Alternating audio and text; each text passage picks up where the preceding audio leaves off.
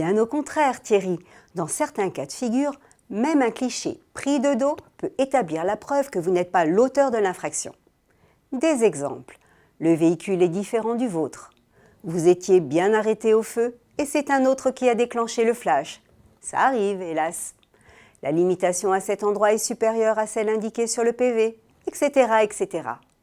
Pour toutes ces raisons, cela vaut le coup de vous démener pour obtenir la photo.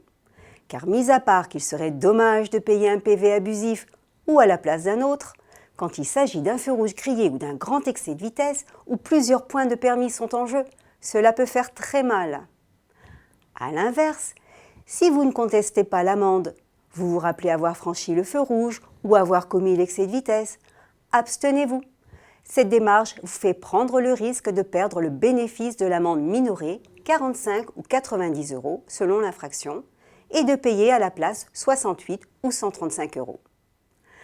En revanche, demander le cliché radar est incontournable si vous n'étiez pas sur les lieux de la verbalisation à ce moment-là, si vous respectez toujours les limitations, si vous prêtez souvent votre voiture et vous ne vous souvenez pas quel était le conducteur, si vous pensez que c'est un autre véhicule qui a déclenché le flash en vous dépassant ou qu'il s'agit d'une usurpation d'immatriculation.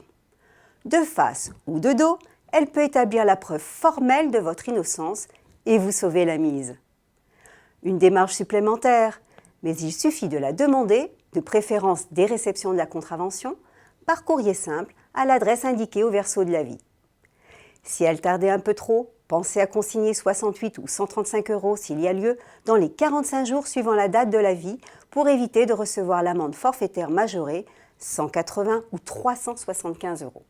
Bref, vous avez tout à y gagner. À la clé, le PV peut sauter, ne l'oubliez pas. À la semaine prochaine!